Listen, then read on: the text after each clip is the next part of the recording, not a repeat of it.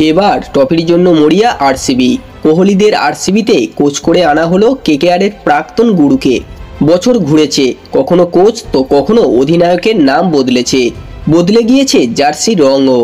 দীর্ঘ 17 বছর ধরে আইপিএলে ট্রফির হদিশ পাননি আরসিবি। সেরা ফল বলতে ফাইনালে খেলেছে। এবার ট্রফির জন্য মরিয়া আরসিবি।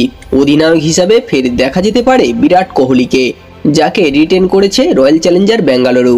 এবার কোচিং স্টাফে যোগ করা হলো কলকাতা নাইট রাইডার্সের প্রাক্তন বোলিং গুরুকে। ওমকার সালভিকে সহকারী বোলিং কোচ হিসাবে নিয়োগ করল আরসিবি। শুধু আইপিএলের মঞ্চে নয়, ঘরোয়া ক্রিকেটেও সফল ওমকার সালভি। গত মরশুমে রঞ্জি ট্রফি চ্যাম্পিয়ন মুম্বাইয়ের বোলিং কোচ ছিলেন তিনি। আসন্ন মরশুমের জন্য আরসিবি তাদের পেস বোলিং কোচ হিসাবে নিযুক্ত করল ওমকার সালভিকে। ওমকার এই মুহূর্তে মুম্বাই ক্রিকেট দলের হেড কোচের পদে দায়িত্ব পালন করছেন। মুম্বাই ক্রিকেট সংস্থার সঙ্গে সালভির চুক্তি শেষ হচ্ছে 2025 সালের মার্চে। সব ঠিকঠাক চললে পরের বছর আইপিএল শুরু হতে পারে মার্চ মাসের শেষ সপ্তাহে। মুম্বাই ক্রিকেট দলের দায়িত্ব ছাড়ার পরে আরসিবির অন্দরমহলে ঢুকে পড়তে সমস্যা হবে না ওমকারের। সালভি এর আগেও ফ্র্যাঞ্চাইজি ক্রিকেটে কোচিং করিয়েছেন।